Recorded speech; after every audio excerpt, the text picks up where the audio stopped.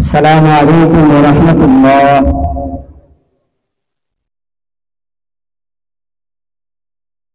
আশপাশের লোকজন যদি বসে যেত তাহলে মনে হয় জান্নাতের এই বাগানটা আরো বেশি সমৃদ্ধ এবং সুন্দর হয়ে যেত। আমরা সেই বিকেল থেকে নিয়ে অনেকের আলোচনাও শুনেছি, মাদ্রাসার ছাত্রদের কেরাত এবং হামনাদ পরিবেশনাও আমরা শুনেছি। আবার এই ফাঁকে আমরা আমাদের প্রয়োজনীয় অনেক কাজকর্ম যেগুলো ছিল সেগুলো সেরে ফেলেছি। আমার বিশ্বাস আমাদের এই অঞ্চলের প্রত্যেকটা ঘরের মানুষেরা আজকের এই মাহফিলকে কেন্দ্র করে জান্নাতের এই বাগানে বসে এখান থেকে আখিরাতের সামানা অর্জন করবে এই নিয়তে অনেক কাজ সকাল সকাল সেরে ফেলেছে, ঠিক না? মা বোনেরাও তাদের ঘরের কাজগুলোকে গুছিয়ে ফেলেছে এজন্য যে আজকের এই মাহফিলকে কেন্দ্র করে তারা আখিরাতে কিছু সামানা অর্জন করতে চায়। যদি সত্যিকার অর্থে এই মাহফিল আমাদেরকে আখিরাত কেন্দ্রিক ফায়দা পৌঁছায়, সামানা অর্জনের মাধ্যম হয়, তাহলে এই মাহফিলের আয়োজকদের আয়োজনটাও সফল হবে, আমাদের এতদিনের করা লালিত স্বপ্ন এবং অপেক্ষা এটাও সফল হবে। এজন্য আমি বলবো যারা এখনো এদিক সেদিক ঘুরতেছেন, জান্নাতের এই বাগানটা সুন্দর করার জন্য আপনিও একটা অংশগ্রহণ করেন। কি বলেন? দুনিয়াতে অনেক মজমা হয়, অনেক সভা অনুষ্ঠান হয়, বিভিন্ন সভা মজমার বিভিন্ন ভিন্ন ভিন্ন মাকসাদ থাকে, উদ্দেশ্য থাকে।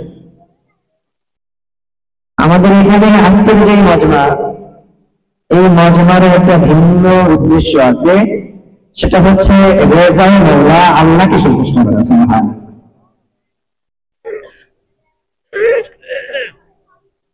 নবী করিম সাল্লাল্লাহু আলাইহি ওয়াসাল্লামের অসংখ্য অদ্ভুত হাদিসের একটা ছোট্ট টুকরার মধ্যে নবীজি এমন বলেছেন,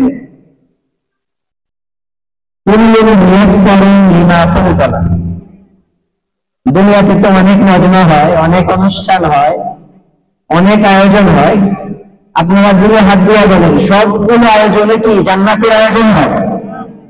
সবগুলো কি আল্লাহকে রাজি খুশি করার আয়োজন হয়? সবগুলো কি পরকালের সামানা অর্জনের মাধ্যমে হয়? হয় না।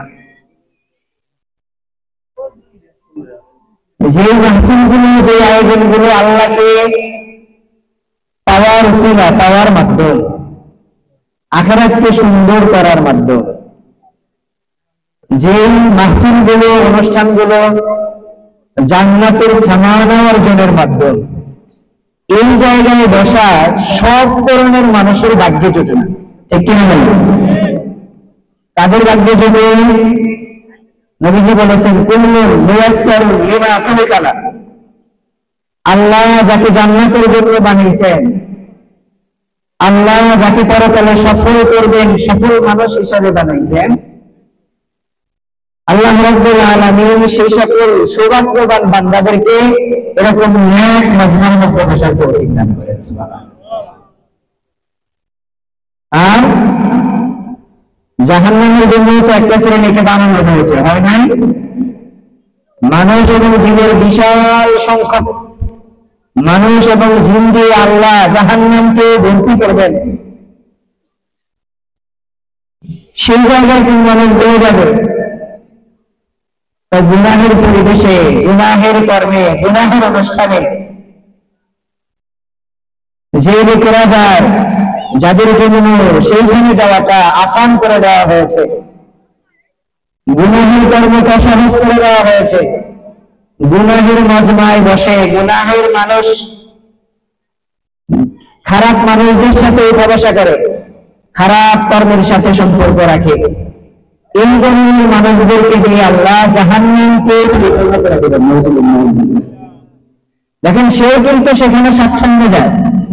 জাকুয়ার প্যান্ডেল আপনারা কি দেখছেন? ভলেন্টিয়ার দিয়া ঘুরে ঘুরাই না, সামনে জমা করে বসায়, ভলেন্টিয়ার ব্যবহার করে সবাইকে একত্রিত করার জন্য তাশকিল করে, ভাই জমা হয়ে বসি, জমা হয়ে বসি, এটা বলে নাকি নিজের থেকে সেখানে জমা হয়েছে না?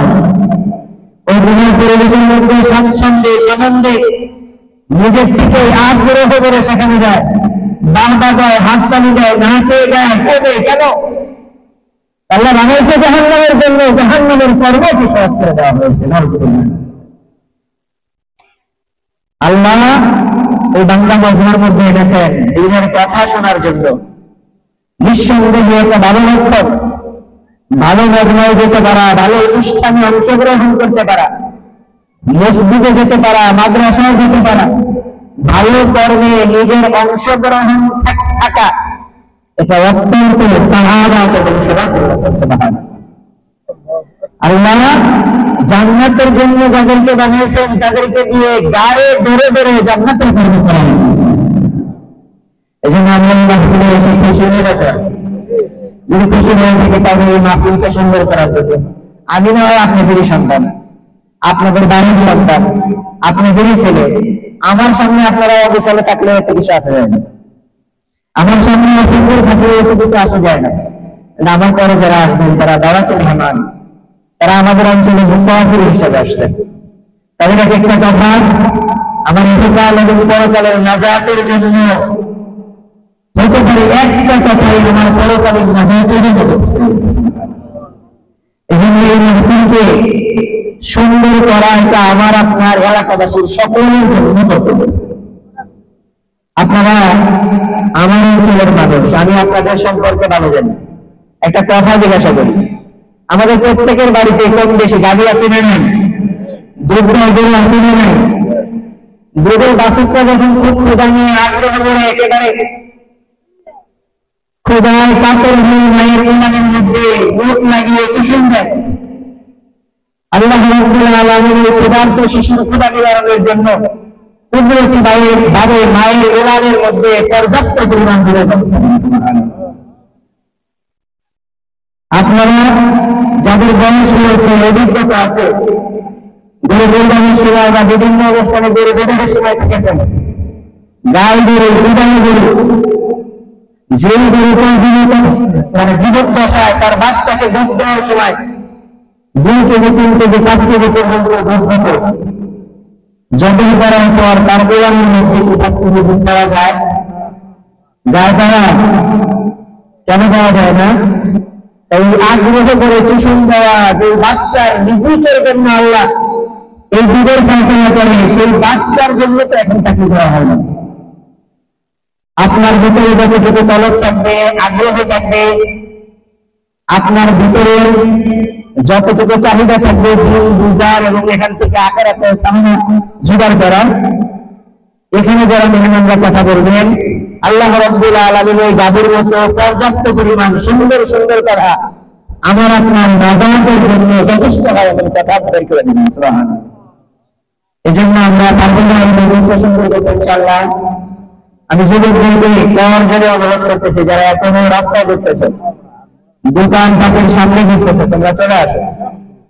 আমাদের মূল এই আয়োজনের মূল মেলার মধ্যে দিয়ে মার্কেট করা মূল, যদি আমাদের মূল এটা হয় যে আমরা এখান থেকে দিনের কিছু কথা শুনবো, তাহলে আমি হাত দিয়ে অনুরোধ করি, আমরা এখনো যারা বাহিরে ঘুরতেছি, যারা যুবকরা, বিশেষ করে যুবক বা উচ্চ বয়সী ছেলেরা মেয়েরা, আমরা সবাই কথা শোনার জন্য একেবারে দিল লাগায়া ওই ক্ষুধার্ত গরু বাছুরের মতো ক্ষুধা নিয়ে সামনে বসেন। ইনশাআল্লাহ আমাদের মেহমানদের জবান থেকে এত দামি কথা আল্লাহ বের করে দিবেন, যার একটা কথা আমার দুনিয়া এবং আখিরাত সুন্দরের জন্য যথেষ্ট হবে ইনশাআল্লাহ।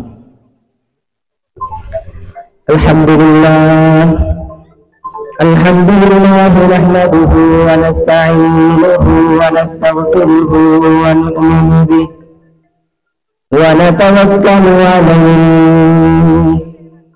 ওয়া নাউযু বিল্লাহি মিন শুরুরি আনফুসিনা ওয়া মিন সাইয়্যাতি আ'মালিনা ونشهد أن لا إله إلا الله وحده لا شريك له ونشهد أن سيدنا وسندنا وحبيب ربنا وطبيبنا وطبيب قلوبنا ومولانا محمدا عبده ورسوله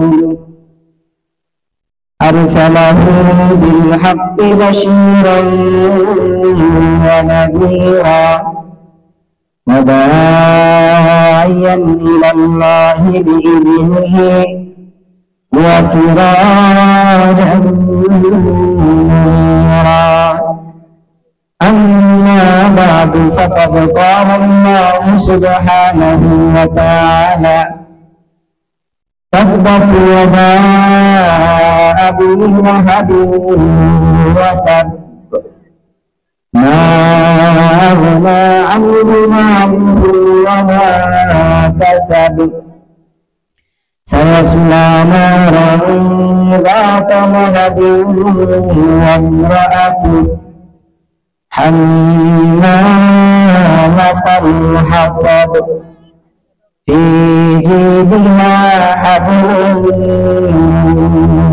مسد وقال رسول الله صلى الله عليه وسلم أشد البلاء الأنبياء ثم الأمثل بالأمثل أو كما قال النبي عليه الصلاة والسلام আল্লাহ রাব্বুল আলামিনের আলিশান দরবারে অসংখ্য অগণিত শুকরিয়া যে মহান রব্বুল আলামিন আমাদেরকে জান্নাতের এই মজমার মধ্যে একত্রিত হওয়ার তৌফিক দান করেছেন। দিল থেকে কালিমাতুশ শুকর আদায় করি আলহামদুলিল্লাহ। আরো জোরে বলি আলহামদুলিল্লাহ। আমি আপনাদের সামনে কালামে পাকের শেষের দিকের ছোট্ট একটি সূরা তেলাওয়াত করেছি। এই সূরা আমার বিশ্বাস কম বেশি অনেকেরই মুখস্থ আছে, আছে না? এটা কালামে পাকের 30 পারার সূরার সিরিয়ালের দিক বিবেচনায় 111 নম্বর সূরা। 100 আল্লাহর কালামে কতগুলো পারা আছে বলুন তো? একটু বলেন আল্লাহর কালামে পাকের মধ্যে কতগুলো পারা আছে? আলহামদুলিল্লাহ 30 পারা আছে। আজকে আপনাদের সামনে এখানে 3 জন বাচ্চাকে এই 30 পারা পুরা কোরআন শরীফ অন্তরের ভিতরে ধারণ করার কারণে তাদেরকে সম্মানের জন্য পাগড়ি পরানো হবে আলহামদুলিল্লাহ। এবং যিনি আপনাদের সামনে এই বাচ্চাদেরকে পাগড়ি দিবেন ওনার সম্পর্কে আমি পরে বলবো ইনশাআল্লাহ। তবে দুই কথা বলে রাখি, হুজুর আমার সম্মানিত এবং মহব্বতের উস্তাদ হুজুর জামিয়া আরাবিয়া জালপুরি অত্যন্ত অনেক বড় একটা দ্বীনি ইদারা, সেই মাদ্রাসার নায়েব মুফতি এবং দালকানগরের পিসাব বলে সারা বাংলাদেশ সহ বিশ্বের মানুষ যাকে চেনে, আব্দুল মতিন বিন হুসাইন দামাত বরকাতুহুল আলিয়া দালকানগর পিসাবের একেবারে আজালে খলিফা, সম্মানিত এবং বিশিষ্ট খলিফাদের একজন হচ্ছেন আজকের আমাদের প্রধান আলোচক আলহামদুলিল্লাহ। হুজুরের স্মৃতিচারণ সম্পর্কে আমি একটা কথা বলি। আমাদের বেশ 17 বছর হুজুর আমাদের জিম্মাদার ছিলেন। হুজুরের শেষ রাতের কান্না, বাচ্চারা খেলনা পাওয়ার জন্য বাবার কাছে, গার্জিয়ানের কাছে, মুরব্বীর কাছে যেভাবে হাওমাও করে কাঁদে, মুক্ত কাঁদে, হুজুর প্রতিদিন প্রতি রাতের শেষ অংশে আল্লাহর দরবারে এভাবে হাওমাও করে কাঁদতেন।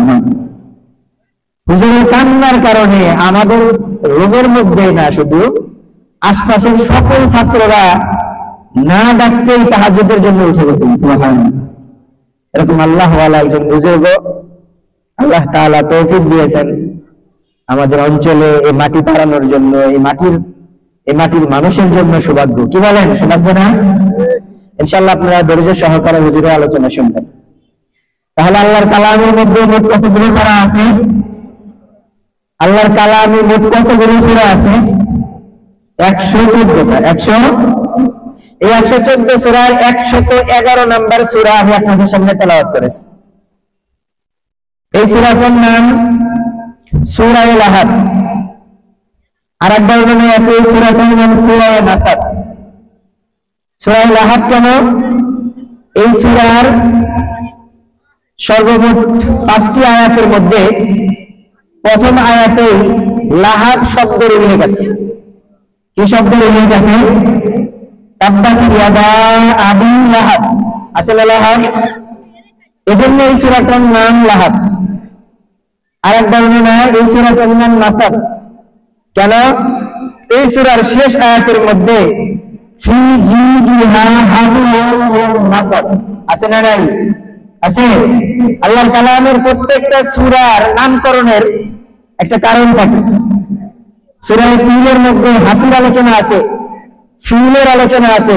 ফিল মানে হাতি, এজন্য আল্লাহ এই সূরাটার নামকরণ করা হয়েছে ফিল বলে। সুবহানাল্লাহ। আনকাবুত মাকড়সার আলোচনা আছে, এজন্য সূরার নাম আনকাবুত রাখা হয়েছে। তাহা সূরার মধ্যে আছে, এজন্য সূরার নাম তাহা করে রাখা হয়েছে। ইয়াসিন সূরার মধ্যে আছে, এজন্য সূরার নাম ইয়াসিন করে রাখা হয়েছে। আমরা যে সূরা তেলাওয়াত করেছি এই সূরার মধ্যে মাসাদ আছে, এজন্য এই সূরার একটা নাম মাসাদ। আবার এই সূরার মধ্যে লাহাব আছে, এইজন্য এই সূরার আরেকটা নাম হচ্ছে লাহাব।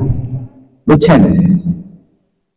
আল্লাহ তাআলার পুরা কালামে পাকের 114টা সূরা না, শুধু আল্লাহ বিভিন্ন সূরা কালামে পাকের বিভিন্ন রূপু অথবা কখনো কখনো কোনো এক আয়াত বিভিন্ন প্রেক্ষাপটকে সামনে নিয়ে আল্লাহ নাযিল করেছেন। বিভিন্ন বিষয়ের সমাধান হিসেবে আল্লাহ নাযিল করেছেন। এই যে প্রেক্ষাপটটাকে সামনে নিয়ে কোন সূরা বা আয়াতকে নাযিল করা হয়, ওই প্রেক্ষাপটটাকে বলা হয় শানে নুজুল। অর্থাৎ ওই আয়াত বা সূরা নাযিলের প্রেক্ষাপট, ওই আয়াত বা সূরা নাযিলের আল্লাহ রাব্বুল আলামিন এই কালামে পাকের শেষোক্ত সূরাগুলোর এই যে সূরা লাহাব অথবা সূরা নাসাব যেটাই বলি না কেন, এই সূরাটা নাযিলের একটা প্রেক্ষাপট আছে। এই সূরাটা নাযিল হওয়ার একটা শানে নুজুল আছে। শানে নুজুল একটু পরে বলি, আমি সাদা মাটা শুধু তর্জমাটা আগে আপনাদেরকে শোনাই। আল্লাহ তাআলা এই ছোট্ট সূরার মধ্যে একজন বিশেষ ব্যক্তি এবং তার স্ত্রী এবং তার পরিবারের বংশ কামনা করে আল্লাহ সূরাটা নাযিল করেছেন। আল্লাহ বলেছেন তাব্বাত ইয়াদা আবি লাহাব, আবু লাহাবের হস্তদ্বয় উভয় হাত ধ্বংস হোক। ওয়া তাব্বা, এবং ধ্বংস হয়ে গিয়েছে। মা আগনা আনহু মালুহু ওয়া মা কাসাব, এই ধ্বংসের থেকে তার মাল দৌলত তাকে বাঁচাইতে পারে নাই, তার কোনো কাজে আসে নাই। সায়াসলা মা ওয়ানহাকা লাহাব, অচিরেই সে লেলিহান অগ্নিশিখায় নিক্ষেপিত হবে। শুধু সে না, ওয়ামরাআতুহু, তার বিবি নিক্ষেপিত হবে। তার বিবিকে হাম্মালাতাল হাতব, যে কাঠ বহন করে, লাঠি বহন করে, কাঁটা বহন করে। ফি জিদিহা হাবলুম মিন মাসাদ, যার গলার ভিতরে থাকে লতা পাতা দিয়ে পেঁচানো মুড়ানো রশি। এটা হচ্ছে তর্জমা। এই সূরাটা আল্লাহ কেন নাযিল করেছেন? আবু লাহাব কে, কেন তার বংশ কামনা করে আল্লাহ সূরা নাযিল করেছেন? আপনারা, আমার বিশ্বাস এখানের অধিকাংশ মানুষ জানেন আবু লাহাবকে। জানেন না আবু লাহাবকে? আবু লাহাব কে ছিলেন? নবী করিম সাল্লাল্লাহু আলাইহি ওয়াসাল্লামের আপন চাচা ছিলেন, নবী করিম সাল্লাল্লাহু আলাইহি ওয়াসাল্লামের বড় চাচা ছিলেন। নবী করিম সাল্লাল্লাহু আলাইহি ওয়াসাল্লামের 11 জন চাচা ছিল, তার মধ্যে বড় চাচার নাম আবু লাহাব। আবু লাহাব তার নাম না, আবু লাহাব তার উপাধি, তার নাম মূলত আব্দুল উজ্জা। কি নাম? আব্দুল উজ্জা। উজ্জা মুশরিকদের একটা দেবতার নাম, দেবীর নাম। আব্দুল মানে দাস, আব্দুল উজ্জা মানে উজ্জা নামক মূর্তির দাস, উজ্জা নামক মূর্তির দাস। নবী করিম সাল্লাল্লাহু আলাইহি ওয়াসাল্লামের আব্বার নাম কি আপনাদের জানা আছে? বলেন তো নবীর আব্বার নাম কি? আব্দুল্লাহ। অর্থ কি? অর্থ বলেন, আব্দুল মানে দাস, আব্দুল মানে বান্দা, আব্দুল মানে গোলাম। আব্দুল্লাহ মানে কার গোলাম? আব্দুল্লাহ মানে কার গোলাম? দেখেন নবী করিম সাল্লাল্লাহু আলাইহি ওয়াসাল্লামকে আল্লাহ এমন একজন পিতার ওরস দান করেছেন, আমরা দেখতে পাই ইতিহাস সাক্ষী নবীজির আব্বার নাম সহ নবীজির চাচাদের 11 জনের যে নামগুলো, বাকি অন্য চাচাদের নামের মধ্যে কিছু না কিছু ঝামেলা আছে। যেমন আব্দুল উজ্জা কার দাস? দেবতার দাস। কার দাস? সুবহানাল্লাহ। নবী করিম সাল্লাল্লাহু আলাইহি ওয়াসাল্লামকে আল্লাহ এমন ব্যক্তির ঔরস দান করেছেন যার নাম আব্দুল্লাহ, যার নামের মধ্যে তাওহীদের শিক্ষা রয়েছে। নবীজি তো নবীজি হবেন, নবীজি তো দুজাহানের সরদার হবেন, নবীজি তো মানুষকে আল্লাহর দিকে ডাকবেন। নবীজির বাবার নামের মধ্যেই যদি ভেজাল হয়, নবীজির বাবার নামের মধ্যেই যদি ঝামেলা হয়, তাহলে নবীজি অন্য মানুষদেরকে আল্লাহর পথে ডাকবেন, ঠিক কিনা? মানুষ বলবে তো তোমার তো আমি চিনি, তোমার বাবার নাম না এরকম, তোমার বাবার নাম না এরকম। দেখেন তারা মুশরিক ছিল, নবীজি আগমনের আগে তারা জাহালাতপূর্ণ সময়ে ছিল, কিন্তু নবীজির বাবার নামটা আল্লাহ কুদরতিভাবে এমন নাম রাখাইছেন যে নামটা পুরাটা তাওহীদে জর্জরিত। সুবহানাল্লাহ। তাহলে আবু লাহাব এর নাম মূলত আবু লাহাব না, এর মূল নাম হচ্ছে আব্দুল উজ্জা। কি নাম? তাহলে একটা দেবীর দাস, একটা দেবতার দাস। যেহেতু কালামে পাকের মধ্যে এই নামের মধ্যে এক ধরনের শিরকিয়তের মিশ্রণ আছে। দেব দেবী এটা মুশরিকদের বিষয় না, দেব দেবী এটা শিরকিয়তের বিষয় না। যেহেতু শিরকিয়তের মিশ্রণ আছে, এজন্য আল্লাহ রাব্বুল আলামিন তাব্বাত ইয়াদা আব্দুল উজ্জা ব্যবহার করেন নাই, আল্লাহ বলেছেন তাব্বাত ইয়াদা আবি লাহাব, যাতে করে কালামে পাকের মধ্যে কোনো ধরনের শিরকিয়তের মিশ্রণ না ঘটে। সুবহানাল্লাহ। কারণ এই কালামকে দান করা হয়েছে শিরকিয়তের সমাজ ব্যবস্থাকে খণ্ডন করার জন্য, মিটিয়ে দেওয়ার জন্য, শিরককে দুনিয়া থেকে উৎখাত করার জন্য। এখন এই কালামের মধ্যেই যদি শিরকের মিশ্রণ থাকে তাহলে হলো। এজন্য আল্লাহ রাব্বুল আলামিন নাম ব্যবহার করেন নাই, কুনিয়াত ব্যবহার করেছেন। আবু লাহাব ব্যবহার করেছেন, এটা তার কুনিয়াত, তাকে আবু লাহাব কেন বলা হতো? ইতিহাস বলে সে অত্যন্ত সুন্দর ছিল, অনেক বেশি সুন্দর ছিল। লাহাব মানে অগ্নিশিখা। লাহাব মানে কি? অগ্নিশিখা। আবু লাহাব অগ্নিশিখার বাবা। আগুন মানে বাবা। আগুন শুধু বাবাকেই বলে না, আগুন এমন বিষয়কেই বলে। মানুষ যখন কোনো একটা বিষয়ের সাথে অনেক বেশি সম্পর্কিত হয়ে যায়, অনেক বেশি কোনো একটা ব্যাপারে নিজেকে জড়াইয়া ফেলে, তখন ওই বিষয়টাকে পরিচয় দেওয়ার ক্ষেত্রে আগুন শব্দের ব্যবহার হয়। নবীজি একদিন মসজিদে নববীতে গেলেন, যা দেখলেন আলী রাদিয়াল্লাহু তাআলা আনহু মাটির মধ্যে ঘোরাঘুরি করতেছে। নবীজি বললেন, ইয়া আবা তুরাব কাইফাল হাল, হে মাটির বাবা। তুরাব মানে কি? মাটি। ইয়া আবা তুরাব মানে মাটির বাবা। আলী রাদিয়াল্লাহু তাআলা আনহু মাটির বাবা না মাটির সাথে ঘোরাঘুরি করতেছিলেন দেখে রাসূল বলছেন। আপনারা জানেন একজন সাহাবীকে আবু হুরায়রা বলে নামকরণ করা হয়েছে, পুরা বিশ্ব চেনে আবু হুরায়রা নামে। আসলে কি তার নাম আবু হুরায়রা নাকি আব্দুর রহমান? এক বর্ণনায় তার নাম আব্দুর রহমান, আর এক বর্ণনায় তার নাম আব্দুল্লাহ। কিন্তু তাকে আবু হুরায়রা কেন বলা হয়? তাই তিনি অত্যন্ত বিড়াল প্রিয় ছিলেন, আস্তিনের মধ্যে বিড়াল নিয়ে নিয়ে ঘুরতেন। হুরায়রা মানে বিড়াল, এই জন্য ওনাকে বলা হয় বিড়ালের বাবা। সুবহানাল্লাহ। এটা আরবের প্রচলন। অনেক বেশি কোন বিষয়ের সাথে সম্পর্কিত থাকলে ওই বিষয়টাকে এভাবে ব্যক্ত করা হয়। যেহেতু আবু লাহাব, যার নাম আব্দুল উজ্জা, অত্যন্ত সুন্দর ছিল, আগুনের মতো লাল টকটকা ছিল।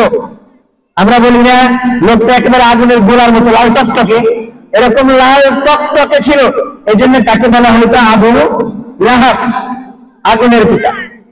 মানে অত্যন্ত সুন্দর মানুষ ছিল, সৌন্দর্যের দিক থেকে সেরা সুন্দর ছিল, বংশের দিক থেকে সেরা বংশের মানুষ ছিল, সম্পদের দিক থেকে অডেল সম্পত্তির মালিক ছিল। এত কিছু থাকার পরেও আল্লাহ কেন এই ব্যক্তির ধ্বংসের কথা বলেছেন? আল্লাহ কেন বলেছেন তাব্বাত ইয়াদা আবি লাহাব, আবু লাহাবের 2 হাত ধ্বংস হোক? আরবের প্রচলনের মধ্যে আরেকটা প্রচলন হইল, আরবের লোকেরা পুরা দেহ বোঝানোর জন্য, পুরা শরীর বোঝানোর জন্য 2 হাতের উল্লেখ করে। 2 হাত মানে শুধু 2 হাত না, 2 হাত মানে 2 হাতওয়ালা পুরা ব্যক্তিটাকে বোঝানো হয়। যিকরু বাযিশ শাই ওয়া ইরাদু বিহি কুল্লু শাই, বস্তুর অংশ বিশেষ উল্লেখ করে পুরা বস্তু উদ্দেশ্য নেওয়া এটা আরবদের প্রচলন ছিল। আবু লাহাবের 2 হাত ধ্বংস হোক, নবীজি প্রথমটা বদদুয়া করেছেন। দ্বিতীয় জায়গায় যে আল্লাহ বলেছেন ওয়া তাব্বা, ধ্বংস হোক, বদদুয়া না শুধু, আবু লাহাব ধ্বংস হয়েই গিয়েছেন। কি এমন অপরাধ ছিল তার, যে অপরাধের কারণে স্বয়ং আল্লাহ রাব্বুল আলামিন তার ধ্বংস কামনা করেছেন? কি অপরাধ ছিল তার, যে অপরাধের কারণে আল্লাহ কালামে পাকের মধ্যে তাকে ডেডিকেট করে তার ধ্বংসের জন্য একটা সূরাকে নাযিল করেছেন? জানার দরকার আছে না নাই? জানার দরকার আছে না নাই? কারণ আমরা খেয়ালে, বেখেয়ালে, জ্ঞানে, অজ্ঞানে ওই আবু লাহাব যে কর্মগুলো করার কারণে আল্লাহর ধ্বংসের লানতের শিকার হয়েছে, যে কর্মগুলোতে অভ্যস্ত হওয়ার কারণে আবু লাহাবের ইহকাল এবং পরকাল ধ্বংস হয়েছে, আমরা জেনে না জেনে খেয়ালে বেখেয়ালে আমাদের দ্বারা অনেক সময় এরকম কাজ হয় না, হয় না? জনগণের হয় না, হয় না? কি কাজ করেছে আবু লাহাব? কেন আল্লাহ তাআলা তার ধ্বংস কামনা করেছেন? এই সূরার প্রেক্ষাপটে আলোচনা করলে আপনাদের কাছে স্পষ্ট হবে আল্লাহ কোন কর্মের কারণে এই পুরা কপাল্লার ধ্বংস কামনা করে একেবারে একটা সূরা আলাদা করে নাযিল করে দিয়েছেন। আপনারা আবু জাহেলের কথা শুনেছেন না? ফেরাউনের কথা শুনেছেন না? হামানের কথা শুনেছেন, বড় বড় কাফেরদের কথা শুনেছেন। কিন্তু আল্লাহর কালামের মধ্যে কোন বড় কাফের, যত বড় কাফেরই হোক, তাকে ধ্বংস কামনা করে পুরো একটা সূরা নাযিল করেছে এরকম নেই। কিন্তু এই ব্যক্তি কি এমন কাল্পিক ছিল, কি এমন বড় ধরনের অপরাধ ছিল যে দাগি আসামি হওয়ার কারণে আল্লাহ তার জন্য ধ্বংস কামনা করে পুরো একটা সূরাকে নাযিল করে দিয়েছেন? জানার দরকার আছে না নাই? দেখেন, আমি শুরুতেই বলেছি ইয়াসিন নবীজির আপন চাচা, নবীজির বড় চাচা। এই কথাটা আমি এই জন্য বলেছি, অনেক সময় ভালো কাজ নিজের ঘরের সন্তান শুরু করেছে, অপর সন্তান বাধা দেয়, তাই না? দিনের কোন কাজ বাবাই শুরু করেছে, সন্তান বাধা দেয়, সন্তান শুরু করেছে, বাবাই বাধা দেয়, এলাকার একজন মানুষ শুরু করেছে, অন্য মানুষরা বাধা দেয়, দেয় কি দেয় না? দিনী কর্ম করতে গেলে কত ধরনের বাধার সম্মুখীন হতে হয়। এই কর্মের সাথে যারা একটু একটু জড়িত আছে তারা হারে হারে পায়, ঠিক কিনা বলেন? নবী করিম সাল্লাল্লাহু আলাইহি ওয়াসাল্লামের উপরে যখন ওহী আসা শুরু হলো, নবীজি যখন গোপনে গোপনে দাওয়াত দিচ্ছেন সবাইকে দ্বীনের জন্য, ইসলামের জন্য, তাওহীদের জন্য, নবী করিম সাল্লাল্লাহু আলাইহি ওয়াসাল্লাম একদিন তার আত্মীয়দেরকে রাত্রিবেলা নৈশভোজের দাওয়াত দিলেন, রাত্রিতে খাবারের দাওয়াত দিলেন। নবীজির মাকসাদ হলো তাদেরকে দাওয়াত খাওয়ানোর পরে দিনে কিছু কথা বলবেন। আমরা বা বিশেষ করে মাহফিল গুলোকে, এ ধরনের আয়োজন গুলোকে যে তদারক রাখেন, একটু আয়োজন রাখেন, এটা কিন্তু নবীজির সেই সুন্নাহ। সুবহানাল্লাহ বলেন। ওই যে হালকা জিকির করেন, সাপ্তাহিক মাহফিল করেন, কিছু খিচুড়ির আয়োজন করেন, এটা কিন্তু নবীজির সুন্নাহ। কোন সুন্নাহ? নবীজি আয়োজন করে সবাইকে ডাকলেন, আত্মীয় স্বজনকে ডাকলেন, কুরাইশ লিডারদেরকে ডাকলেন। নবীজির মাকসাদ হচ্ছে দাওয়াত খাওয়ানোর পরে তাদেরকে দ্বীনের কিছু কথা বলবেন। যেমন আমরা এই যে এত কষ্ট করে হুজুরেরা এলাকার মুরুব্বিরা এত কষ্ট করে আয়োজন করেছে এবং আপনাদের জন্য দিন শেষে একটু তেমন ব্যবস্থা করেছে, মাকসাদ কিসের কথা শোনানো? দিনের কথা শোনানো। কিসের কথা শোনানো? দিনের কথা শোনানো। নবীজিও চাইলেন তাদেরকে দাওয়াত খাওয়ানোর মাধ্যমে, দাওয়াত খাওয়ানোর পরে দিনের কিছু কথা বলবেন। কিন্তু কুরাইশের সেই লোকেরা দাওয়াত খাওয়ার পরে নবীজির সাথে অসৌজন্য ব্যবহার করলো, হট্টগোল শুরু করলো নবীজির সাথে, নবীজিকে কথা বলার কোনো সুযোগ দিলেন না। ওই দিন ওইভাবে চলে গেল। নবী করিম সাল্লাল্লাহু আলাইহি ওয়াসাল্লাম দ্বিতীয় দিন আবার আলী রাদিয়াল্লাহু তাআলা আনহুর মাধ্যমে সবাইকে মিলছে নবীর দাওয়াত দিলেন, আবার দাওয়াত দিলেন খাওয়ানোর।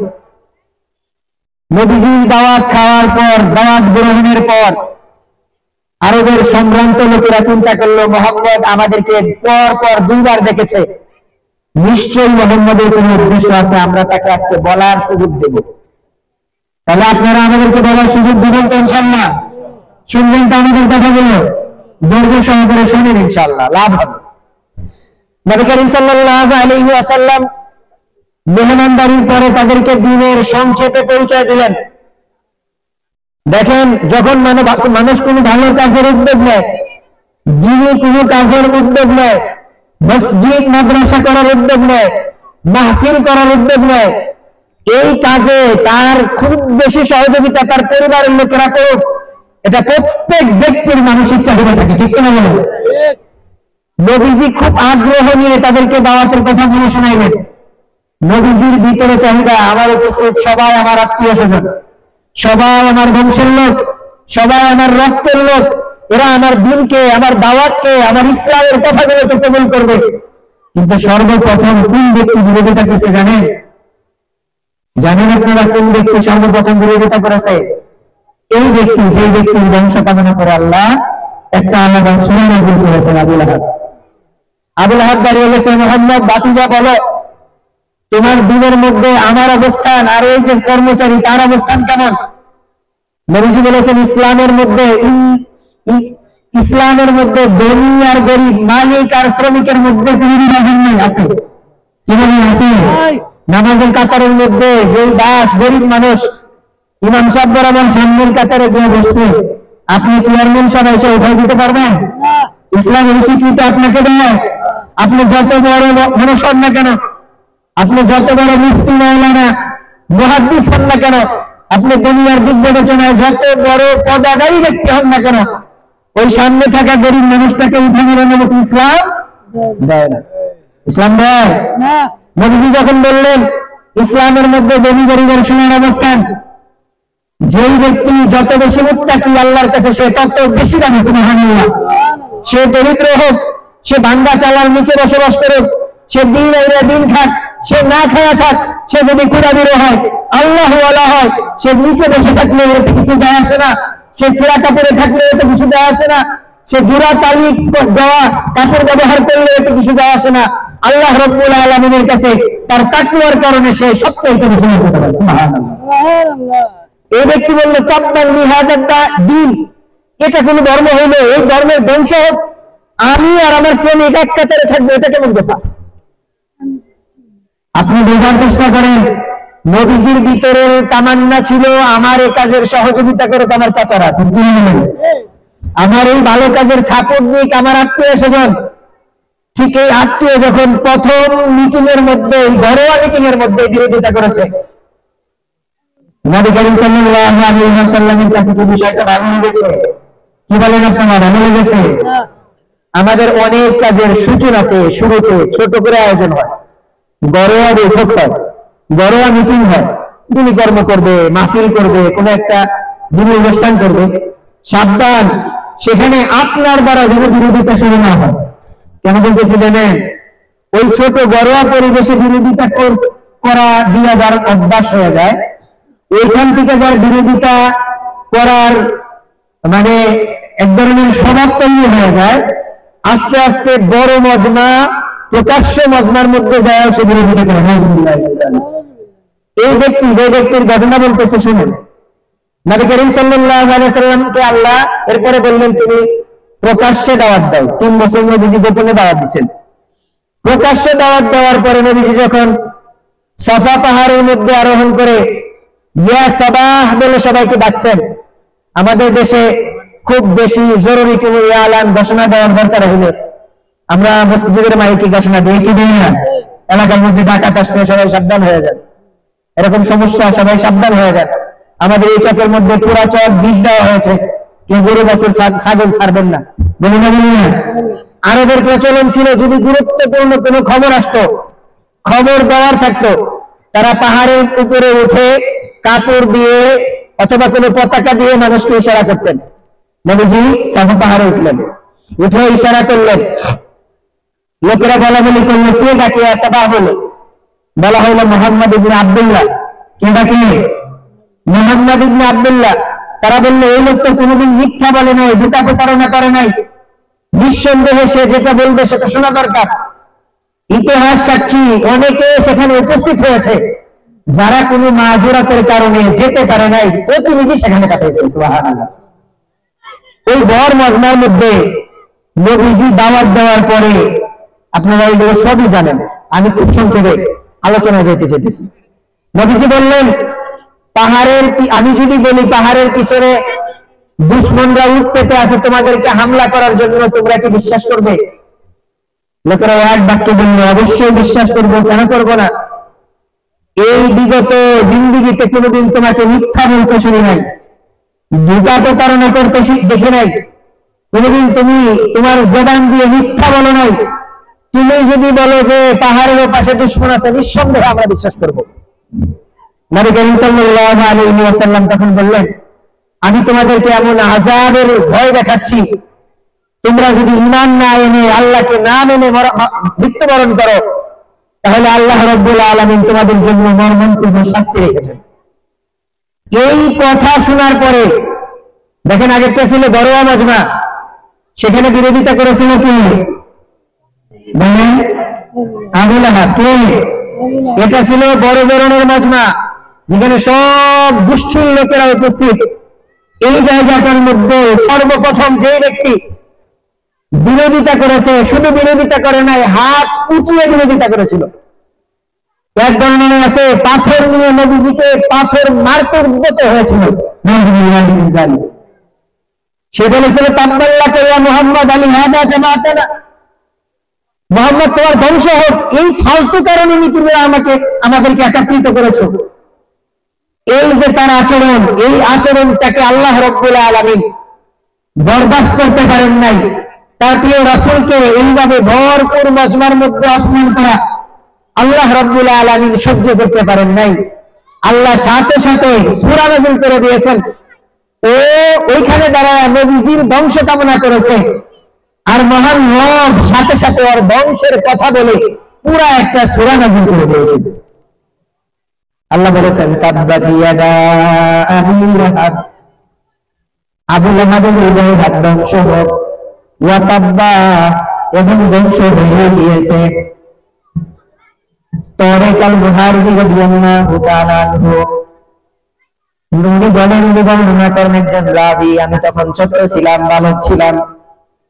জুল নাজাজ বাজারে আমি একদিন আমার আব্বার সাথে বাজার করতে গিয়েছি।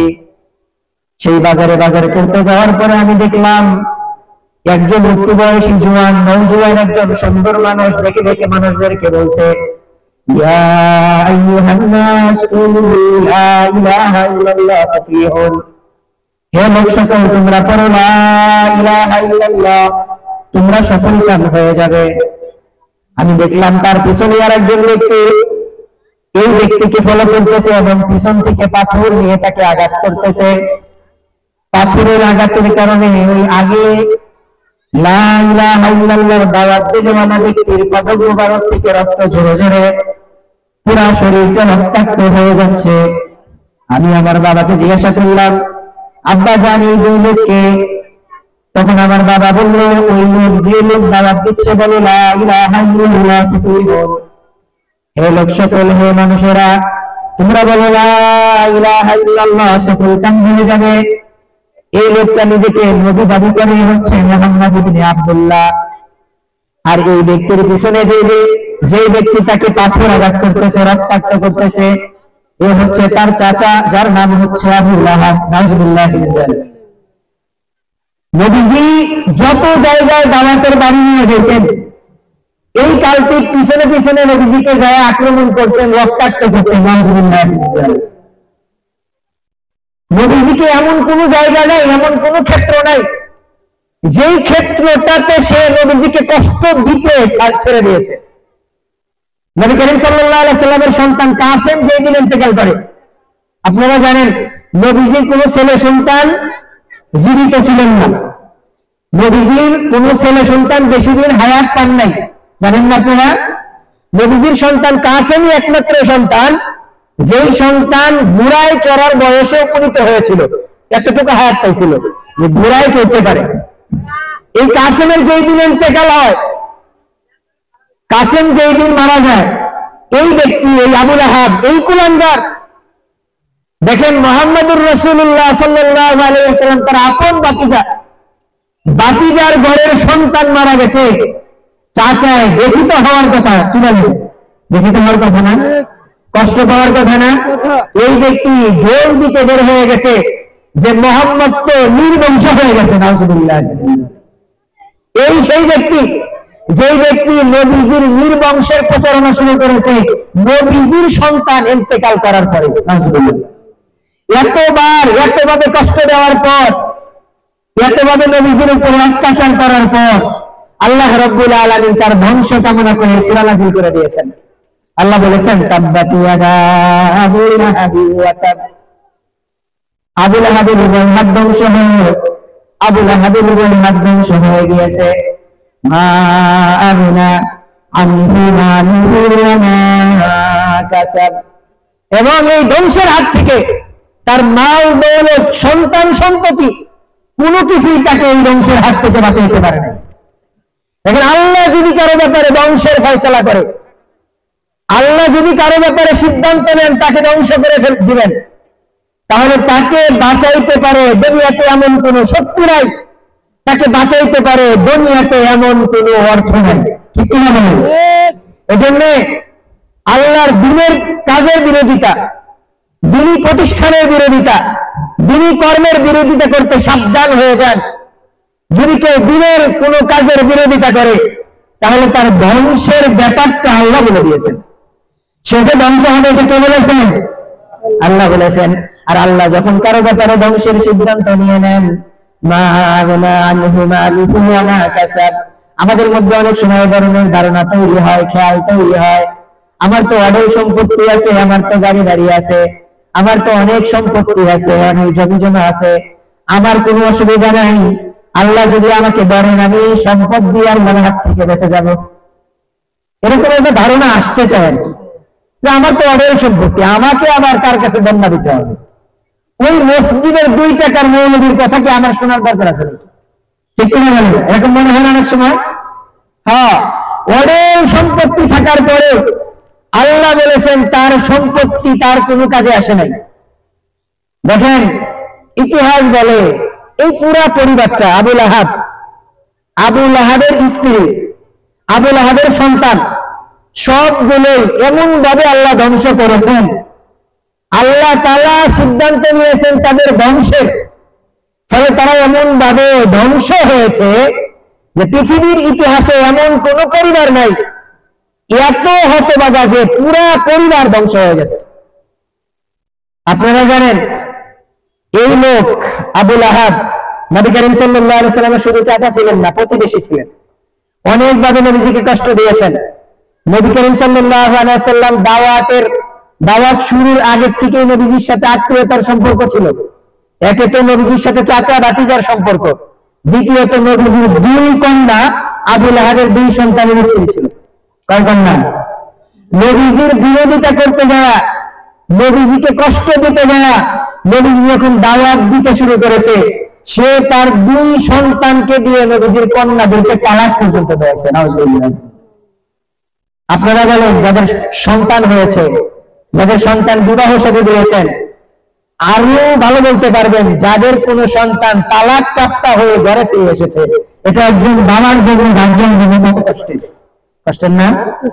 নবীজিকে সর্বোচ্চ কষ্ট দেওয়ার জন্য নবীজির কন্যাদেরকে তালাক পর্যন্ত দেওয়া হয়েছে, এবং এর একজন সন্তান নবীজির কন্যাকে শুধু তালাক দেয় নাই, নবীজিকে বকাবাজি করেছে, নবীজির মুখে থুতু পর্যন্ত বিক্রি করেছে।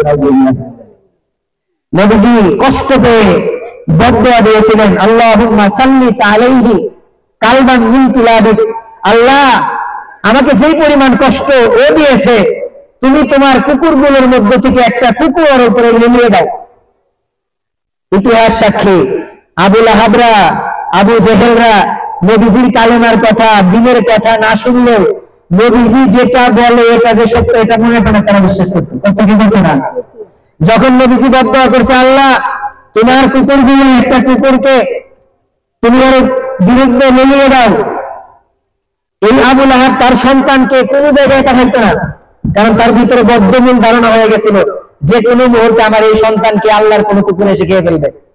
একবার এক সফরে গেছে, অনেক গার্ড, অনেক পাহারাদার দিয়ে তাকে সফরে পাঠানো হয়েছে, কিন্তু আল্লাহর রসুলের বদদুয়া, এটা কারো জিন্দেগিতে যদি রসুলের বদদুয়া লেগে যায়, আপনি বলেন দুনিয়ার কোন শক্তি আছে এটার থেকে বাঁচাইতে পারে তাকে? ওই ব্যক্তিকে অনেক পাহারাদারের মধ্যে রাখা হয়েছে, তাদের মধ্যে অবস্থান করতেছে, জঙ্গলার থেকে একটা সিংহ এসে, আল্লাহর খেপিয়ে দেওয়া একটা কুকুর এসে, আপনারা জানেন সিংহ যখন কোন পথে আগমন করে, আগাইতে থাকে, পদচারণা করে, ওই পথে থাকা অন্য সকল প্রাণীকে যেগুলো সিংহের খাদ্য হতে পারে, এরা অনেক আগের থেকে আজ করতে পারে সিংহের আশা। কিন্তু এই দিন এমন হয়েছে, কোন জীব ইঙ্গিত দেয় নাই, কোন পাহারাদার পাহারাদারি করে তাকে রক্ষা করতে পারে নাই, একেবারে তাকে ছোড়ে নিয়ে গিয়েছে এবং ফেরে কলিজা ধরে তাকে খেয়ে ফেলেছে। আর এই ব্যক্তি আবু লাহাব কিভাবে মারা গিয়েছে এটা আপনারা জানেন। বদরের যুদ্ধের কিছুদিন পর পেলেগ রোগ হয়ে একেবারে এমন পচা ডান্ডা অবস্থা তার হয়েছে, পুরা পরিবার, পুরা গোষ্ঠীর লোকেরা তাকে এমন ভাবে পরিত্যাগ করেছে যে ঘরের মধ্যে রাখে নাই, নির্জন জায়গায় ফেলে রেখে এসেছে। নাউজুবিল্লাহ। তার স্ত্রী, এই স্ত্রী কিভাবে ধ্বংস হয়েছে? তার স্ত্রী অনেক বেশি নবীজিকে কষ্ট দিয়েছে, নবীজির রাস্তার মধ্যে কাটা ফেলে রাখতো, নবীজিকে বিভিন্ন রকমের কষ্ট দিত। আল্লাহ রাব্বুল আলামিন কালামে পাকের মধ্যে বলেছেন, ফি জিবিহা হাবলুম মিন মাসাদ, তার গলার মধ্যে থাকবে পেঁচানো রশি। এই রশির অনেকগুলো ব্যাখ্যা মুফাসসিরিন ইকরাম করেন। পেঁচানো রশি মানে কিয়ামতের ময়দানে জাহান্নামে যখন এদেরকে শাস্তি দেওয়া হবে, এই মহিলাটা পেঁচানো রশির সাহায্যে লাকড়ি বহন করে তার স্বামীর উপরে নিয়ে ঢালবে, যাতে করে তার স্বামীর মধ্যে, স্বামীর জন্য আগুনের লেলিহান শিখা এবং তীব্রতা আরো বেশি বেড়ে যায়। নাউজুবিল্লাহ। আরেকটা ব্যাখ্যা হচ্ছে, তার গলার ভিতরে পেঁচানো রশি মানে এই গলার ভিতরে রশি বেঁধে সেটার মধ্যে কাষ্ঠ সংগ্রহ করে, কাঁটা যুক্ত কাঠ সংগ্রহ করে নবীজির পথের মধ্যে বিছিয়ে রাখতো। আরেকটা ব্যাখ্যা হচ্ছে, শ্রেষ্ঠ ব্যাখ্যা, যেটা কোরআনের মুজিজা, নবীজি যেটা, আল্লাহ যেটা বলেছেন যে ফি জিবিহা হাবলুম মিন মাসাদ, এই নারী শেষ বয়সে এসে এত বেশি অসহায় হয়ে গিয়েছিল, নিজের রুটি, নিজের খাবার জোগাড়ের জন্য সত্যিকার অর্থেই পাহাড়ে গিয়ে কাঠ সংগ্রহ করতে হতো। একদিন এমন হয়েছে, অনেক বেশি কাঠ সংগ্রহ করছে এবং লতা পাতা জোগাড় করে মুড়াইয়া মুড়াইয়া পেঁচায়া পেঁচায়া রশি বানাইছে, বানানোর পরে সেটাকে বাঁধছে, বাঁধে মাথায় উঠানোর মতো শক্তি নাই তার, সে বোঝার নিচে বসে বোঝাটাকে উঠাইছে। উঠানোর পরে এই ব্যক্তি নিজের বোঝাটা যেন পড়ে না যায়, আর একটা পেঁচানো রশি দিয়ে এভাবে নিজের দেহের সাথে বেঁধেছে। যখন রওনা দিয়েছে পাহাড় থেকে নামার জন্য, পাথরের সাথে ধাক্কা লেগে পড়ে গিয়ে বোঝা তাকে নিচের দিকে টানতে শুরু করেছে, আর সে বাঁচার জন্য উপরের দিকে থাকতে শুরু করেছে। এভাবে গলার মধ্যে পেঁচ লেগে ফাঁসি লেগে মারা গিয়েছে।